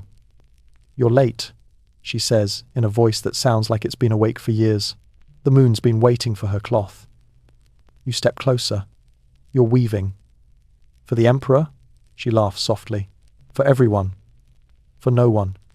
For the air itself." The silk threads shift between pale blue and silver as they pass through her hands. "This," she explains, "is called Noor Parcha, the cloth of light. We spin it from mulberry silk and soak it in milk before dyeing. It drinks the moon and reflects it back." She gestures toward the half-finished fabric stretched across the loom. "When the Emperor walks here at night, the pathways glow because of these. We line the fountains and pavilions with this cloth. The marble steals the light. We just lend it a little language." The rhythm of her weaving fills the silence. You watch her shuttle move a patient, repeating heartbeat. She hums under her breath, a tune without words, the kind that belongs only to people who've done the same task for decades and found prayer inside it. After a while, she says, "The Emperor used to come here sometimes. He'd ask what I was weaving. I'd tell him, 'Peace for the sleepless.' He'd laugh. Then he'd sit on that stool and fall asleep before I finished the next line." She pauses, eyes softening. "He hasn't come in many years, but I still weave as though he might." You notice that her hands move without hesitation, each thread perfectly aligned. Do you ever grow tired of making the same pattern? You ask. Tired? She smiles. No. The pattern never repeats. I just start at the same place. There's a difference. She lifts a spool of thread, letting it catch the lamplight. People think the Mughals built their beauty from marble, she says. They built it from rhythm. Weavers, masons, gardeners, we were all keeping time. Without rhythm, paradise falls apart. You listen to the loom's steady pulse. It's true, every sound in this place feels connected. Even the water in the fountain outside seems to follow her pace. She leans forward and whispers, almost conspiratorially, "Do you know the secret of this cloth?" You shake your head. "It's unfinished," she says. "Always. Every roll must end with one thread loose, never cut, never tied." The emperor said, "Perfection offends the divine." So we leave a thread hanging, to remind the world it still has work to do. You glance at the fabric again. A single silver thread dangles from the edge, glinting like a frozen sigh. "Sometimes," she adds, "I think that thread is my life." The oil lamp flickers, the flame dipping low. The shadows of the threads stretch and dance across the wall, weaving patterns of their own, a tapestry made of absence. You ask quietly, "Do you ever make anything for yourself?" She looks at you, eyes bright and kind. "This is for myself," she says. "Every night I weave the light so that others can sleep. I listen to the loom instead of my thoughts. That's enough." A pause. She lowers her gaze back to the fabric. "But when I die," she adds, "I hope someone leaves my thread loose too." The lamp burns lower. The soft hum of the loom begins to slow. Outside, the wind stirs cool, perfumed, carrying the faint scent of jasmine from the emperor's garden. The cloth shivers, as though catching that breeze, its threads glowing like captured moonlight. You stand to leave, but she stops you with a raised hand. "Here," she says, pulling a small scrap of the cloth from a basket. "Take this. It will catch the light wherever you go, even when there isn't any." You accept it. It's weightless, but when you hold it up, it glows faintly, as if remembering every moon it has seen. "Do not fold it," she warns softly. Light dislikes being confined. You thank her. She nods once, returning to her work. "Go now," she says. "The night is almost out of thread." You step back into the open air. The garden behind the gate hums faintly, alive with unseen movement. In your hand, the mooncloth trembles, a small, breathing piece of night. Unfinished, unbroken. And as you walk onward, it catches the faintest flicker of dawn and makes it stay just a moment longer. You follow a path that curves away from the workshops, through an arcade lined with clay jars. The air changes warmer, thicker, as if the night itself has been steeped in spice. The jars hum faintly in the heat, breathing out slow sighs of sweetness. The smell is dizzying. Rose, cardamom, cedar, vetiver, and something faintly metallic, like old memory preserved in liquid. At the end of the corridor sits a man cross-legged beside a small copper still. Steam rises from it in lazy curls, catching the moonlight and turning it silver. He is ancient, or perhaps ageless, wrapped in linen that looks the color of old paper. When he exhales, it's with the calm of someone who's been holding the same conversation with time for centuries. "You've come at the right hour," he says without looking up. The attar is cooling. You recognize the word, attar, perfume oil, the Mughal Empire's invisible luxury distillation as prayer. He lifts the lid from the still, and a cloud of vapor blooms into the night. It smells like rain, falling on marble. "This batch," he says, "is miti attar, the scent of wet earth. We distill clay after the first monsoon." The emperor says it reminds him that power must smell like humility. He smiles faintly. "It also sells better than sandalwood." You sit beside him. The earth beneath you is warm from the furnace's belly. "You make perfume at night?" "Always," he says. "The oils lose their temper in daylight. The sun makes them too proud. But at night..." He gestures to the sky. "At night, scent listens." He pours a few drops into a small glass bowl. The liquid glows amber. "Smell," he instructs. You lean close. The aroma is impossible to describe, not floral, not spicy, but something in between. The faint sweetness of dust meeting water, the smell of promises after rain. It feels both old and familiar, like a forgotten childhood dream. Beautiful, you whisper. He nods. That is time, liquefied. He dips a small stick into another vial and lets a droplet fall onto his wrist. This one is oud, he says, from the heartwood of infected trees. It takes rot to make heaven. He chuckles softly. The Mughals understood that. They built entire philosophies from decay. He gestures toward a row of clay jars cooling in the corner. Every jar contains a season. Rose for spring, vetiver for summer, amber for winter. And this, he lifts one sealed with red wax. This is autumn, the scent of endings pretending to be beginnings. You ask how long the perfume lasts. He shrugs. Some a year, some forever. Depends on the patience of whoever wears it. He lowers his voice. But there is one scent that never fades even when bottled.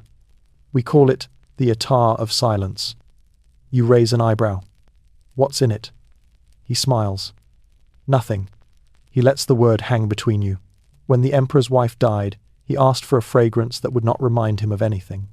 The perfumers gathered every flower, every resin, every spice, and realized the only thing that would not betray him was air itself. So they sealed an empty vial and gave it to him. He paid more for that than for gold. You don't speak for a while. The still hisses softly, releasing small sighs of steam. Do you believe scent remembers? You ask. He nods. Better than people do. A fragrance waits centuries for someone who knows what it means. He opens another jar and tilts it. Inside is a dark, syrupy substance that clings to the sides like honey.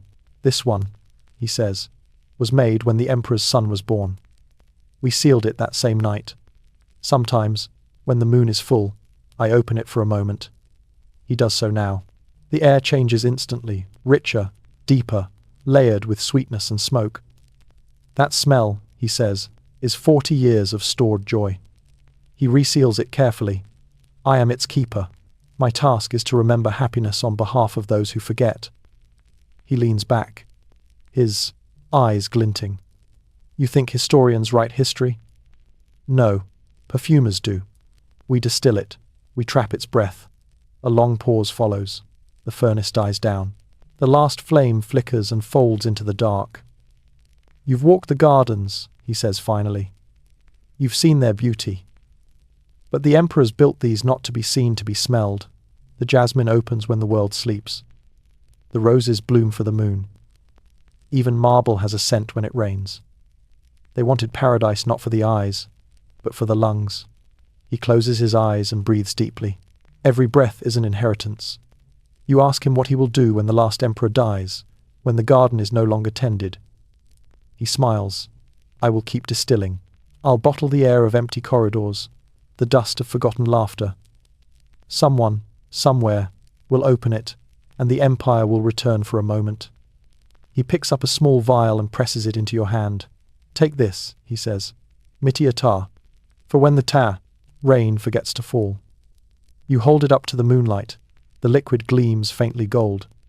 Be careful, he says. You're holding memory. Then he turns back to his still, coaxing another slow sigh of vapor from its mouth. You step outside. The air feels thicker now, scented with time.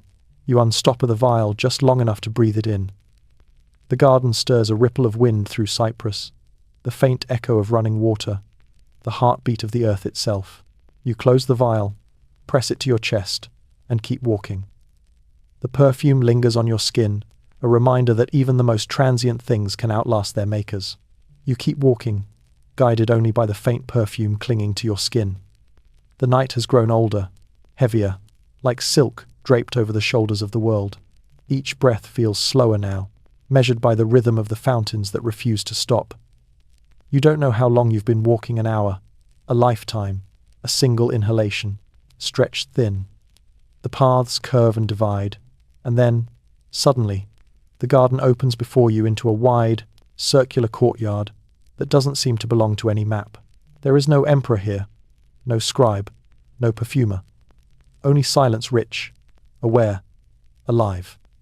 The moon hangs directly overhead, framed perfectly by the circle of trees. The air glows faintly, almost visible like breath on a cold morning. The fountains are quieter here, their streams thinner, slower, as if the water itself were thinking. You realize you've reached the heart of the night garden, a place the emperors might have planned but never entered. It feels like the space between waking and dreaming. At the center stands an ancient fig tree, its roots tangled with marble, its trunk wide enough to carry centuries. Lanterns hang from its branches, some lit, some dark, swaying gently as if breathing. Beneath it, the ground is carpeted with fallen petals that never seem to rot. And in the stillness, something strange happens.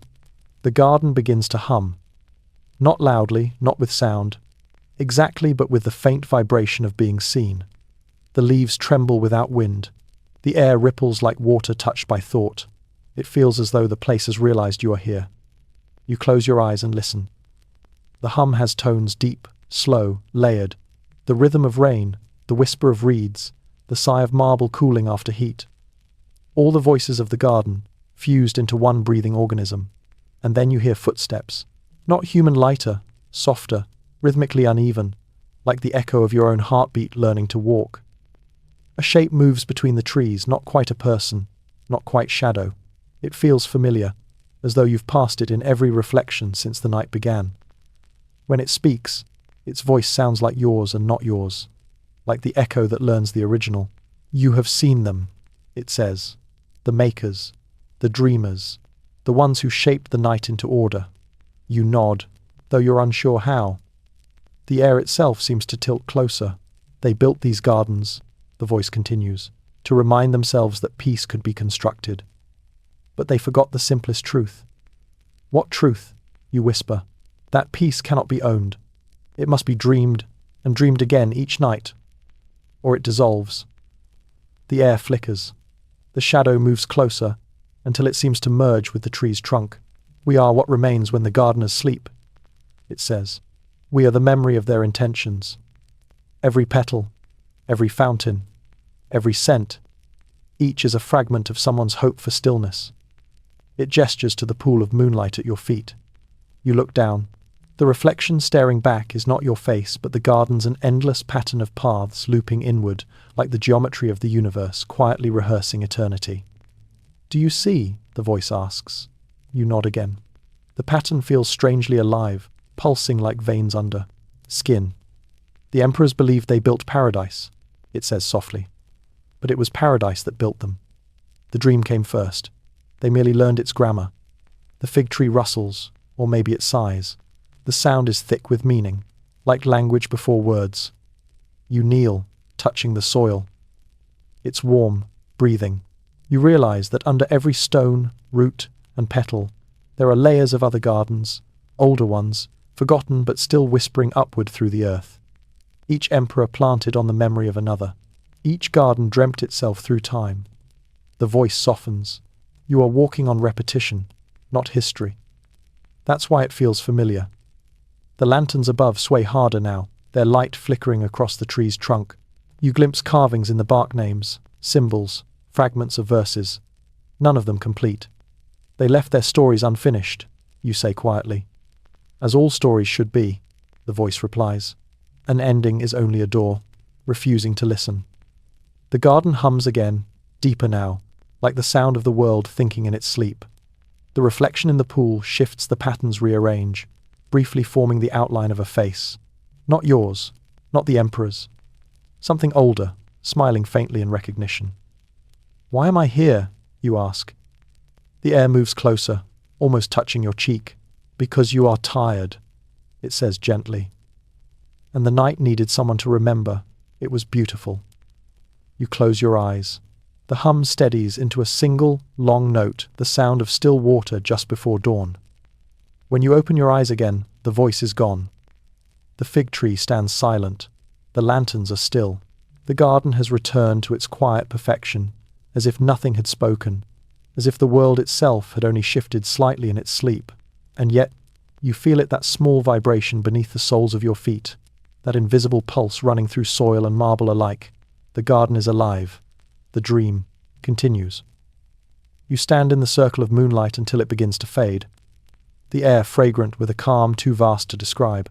Somewhere far away, a bird begins its pre-dawn song, the sound of reality remembering itself. And the garden, obedient as always, sighs and listens. The bird's first call has barely finished, when another sound stirs the low rasp of stone sliding against stone. Somewhere beyond the fig tree, a hidden door opens in the marble wall. A thin line of gold light spills out, so faint you might mistake it for another trick of the moon. You walk toward it. The air feels different here, less perfumed, more real. Inside the passage, torches burn low, their smoke tracing lazy spirals across the ceiling. The corridor slopes downward, cool and damp, smelling of dust, lime, and old dreams. At the end waits a man you recognize, though you've never seen him clearly before. Ustad Ahmad Lahori, the architect. His robe is travel-stained, his beard streaked with ash, his hands still marked with chalk lines that no water has ever washed away. "You found it," he says quietly. "The chamber the emperors never entered." He leads you into a wide circular vault, its dome pierced with small holes through which dawn's first light seeps like scattered pearls. The walls are blank, no inlay, no verse, only raw stone. In the center sits a single block of unfinished marble, half carved, half waiting. "This," he says, "is where every plan began."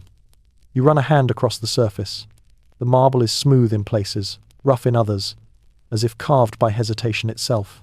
"When we built the palaces and gardens," the architect continues, "the emperor demanded perfection. But I kept this room hidden. Every line starts here, every mistake ends here. It reminds me that beauty begins in doubt." He picks up a chisel lying beside the block and taps it gently. The sound echoes, pure and long. "Each strike was once a heartbeat," he murmurs. "We thought we were building for eternity. But eternity doesn't need architects. It only needs witnesses." He gestures toward the small holes in the dome. "Look." Through them, the first rays of sunrise thread downward, striking the marble in geometric patterns, circles within circles, shifting as the light grows. "At this hour," he says, "the garden above and the stone below breathe together. The design aligns with the sun for just one moment each day. Then it misaligns again. That imperfection keeps the world honest." You ask softly, "Do you ever regret building so much for men who have vanished?" He smiles, not sadly. "The men vanished, yes, but their wonder didn't. Wonder is what survives when names dissolve." He traces one of the light circles with his finger. "People think the Taj Mahal is my greatest work," he says. "It isn't. This room is, because it teaches forgetting." He looks directly at you now. His eyes are steady, awake, full of quiet, humor. You've walked the garden long enough to know this. Beauty without rest becomes tyranny. Even marble must sleep. He sets down the chisel. "So, every few years, when the emperor wasn't watching, we built something to crumble a wall with a flaw. A column misaligned. We called it mercy." A thin beam of sunlight hits his face, making him seem both ancient and new. "Someday," he says, "these walls will fall. The garden will drown in its own silence, and someone will find this place again, thinking they've discovered a secret. They'll be wrong. They'll have remembered it." He motions toward the staircase. "Go. The light is waiting to reclaim what darkness borrowed." As you turn, he adds one last sentence, so soft it almost hides inside the echo. "When you leave, don't look back. The design only works in motion. You climb upward, the air grows warmer, the scent of earth and flowers returns. Behind you, the sound of chiseling begins. Again, steady, rhythmic, eternal. You emerge into the garden just as dawn spills over the walls. The sky is a slow eruption of gold and rose. Dew ignites on the petals.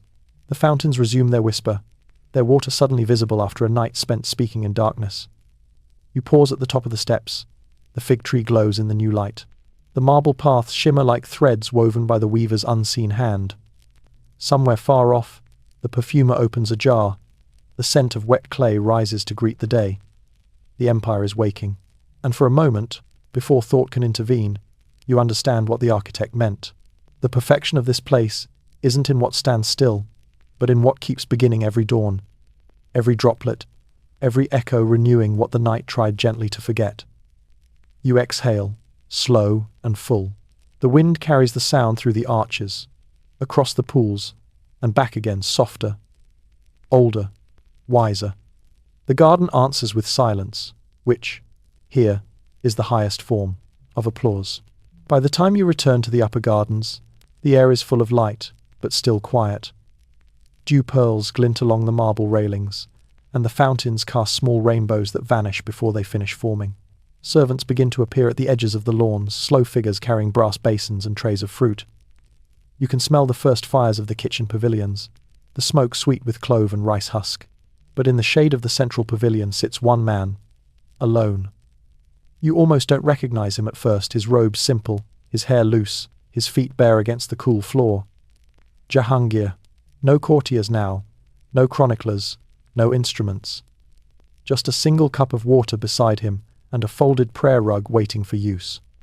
He watches the sun climb the lattice of the eastern wall.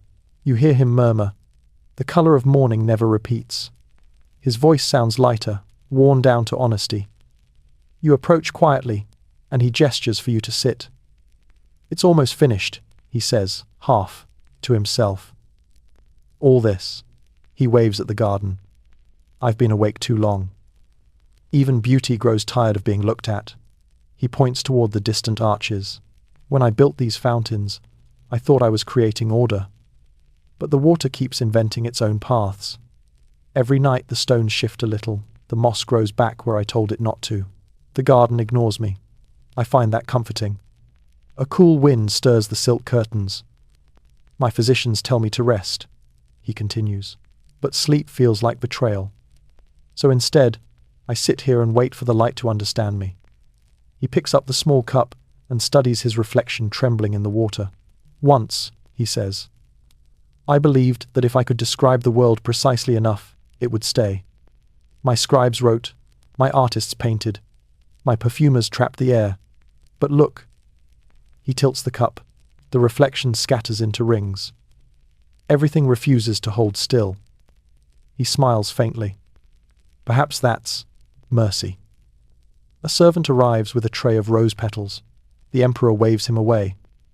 "No scent today," he says. "Let the morning smell of itself." For a while, you both listen to the fountains. The sound is steady, circular, forgiving. "You've walked this garden as I once did," he says at last. "You've seen the architect's doubts, the gardener's rhythm, the weaver's unfinished thread. Tell me, do you think paradise notices us?" You hesitate, then say softly, "Maybe it dreams through us." He nods, satisfied. "Yes, perhaps that's enough. To be the dream it borrows for a while."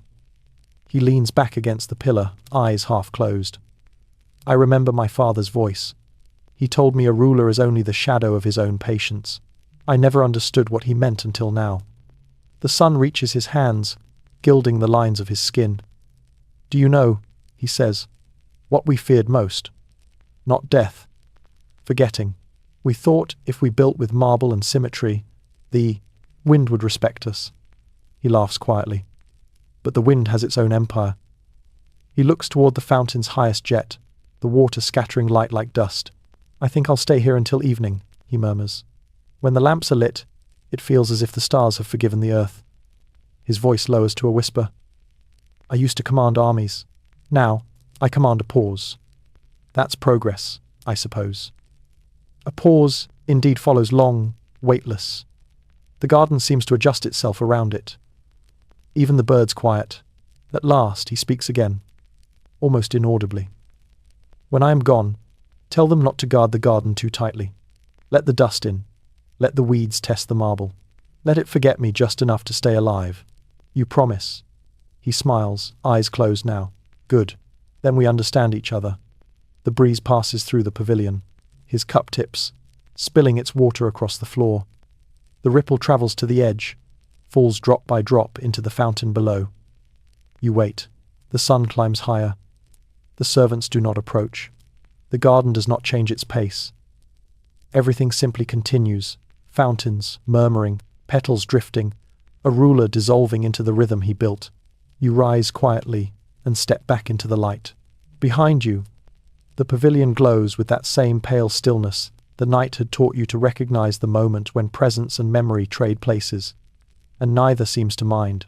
The Emperor's last night has already turned into morning. The garden, obedient as always, carries on dreaming. The sun rises over Agra, soft as a sigh. Light trickles down the marble walls like melted gold, and every leaf glistens with the leftover patience of the night. The air smells of roses again, but fainter now, diluted with warmth and smoke and life returning. You walk through the same paths you began on, though everything feels gentler, slower, as if the garden itself is trying not to wake too quickly. Birds stretch their wings in silence. Water shivers in the basins. Even the shadows hesitate before fading. You pass the places you've known the perfumers still, the weaver's loom, the courtyard that still echoes Nur Jahan's voice. The scribe's pavilion lies open, their papers drying in the morning light. The ink no longer glistens. It has settled into certainty. For a moment you pause beside the reflecting pool. Its surface is almost still only the faintest tremor where a dragonfly lands, tiny and defiant. The Emperor's pavilion stands in perfect symmetry beyond, but there is no movement now, only the memory of him, folded neatly into the air. The fountains begin their daytime rhythm steadier, louder, without mystery. They sound like breathing rather than prayer. You realize the night garden is gone, its secrets sealed beneath sunlight. It exists now only where memory keeps it cool, and yet you can still smell the mitty attar on your wrist. You can still feel the silk scrap in your pocket catching the light, faint but unyielding. These are the proof that the garden hasn't disappeared. It has simply exhaled. A gardener passes you, yawning. He nods politely, unaware of what the night has told you. To him, this is just work to begin again. The watering, the sweeping, the pruning. But to you, it is continuation, the same loop of care that keeps the world from unraveling. You stop beneath the fig tree, now wide awake in the morning. Its lanterns hang extinguished, yet you swear you can hear their faint memory humming a residue of music too soft for daylight. A single petal drops beside your foot. You pick it up and watch how the sunlight makes it translucent, as if the world is practicing honesty. It's then that you notice something almost imperceptible. A figure moving slowly along the far path, broom in hand. The old keeper of the wind. He sweeps the morning air as he did the night, making space for silence. When he sees you watching, he smiles and calls across the water. "Still here?" You nod. He chuckles. "Good. Gardens prefer witnesses." Then he returns to his work, the sound of his broom blending into the rhythm of fountains and birds. You breathe in deeply. The scent is different now, sun-warmed stone, new jasmine, and something that might be the memory of stars. Everything that was hidden a few hours ago has turned itself inside out, showing its quieter truth. Paradise doesn't vanish. It changes costume. You turn toward the gate. The marble there glows with footsteps from 1,000 dawns. The city beyond is waking, merchants calling, bells ringing, someone lighting a fire that smells faintly of sugar and smoke. The world has resumed its ordinary dream. Before stepping through, you look back once more. The garden glows in the half-light eternal, unfinished, softly perfect. For a heartbeat, it feels as though time has folded in on itself. Every emperor and every gardener and every passerby breathing the same air, sharing the same thought. That beauty, to last, must learn how to rest. You whisper your farewell not loud enough to break anything, and the sound dissolves into the fountains. The marble cools beneath your feet. The sun rises fully, painting everything gold. The air holds its breath for one last second of stillness, then releases you gently into day. And the garden faithful, fragrant, awake, returns to its endless task, to remind the living how to dream quietly. So if your eyes are heavy now, let them close. Let the hum of water follow your breathing. Let the air of this place settle behind your ribs, light and steady. The night garden will wait for you, as it always has a quiet thought that keeps blooming, even in sleep. Good night.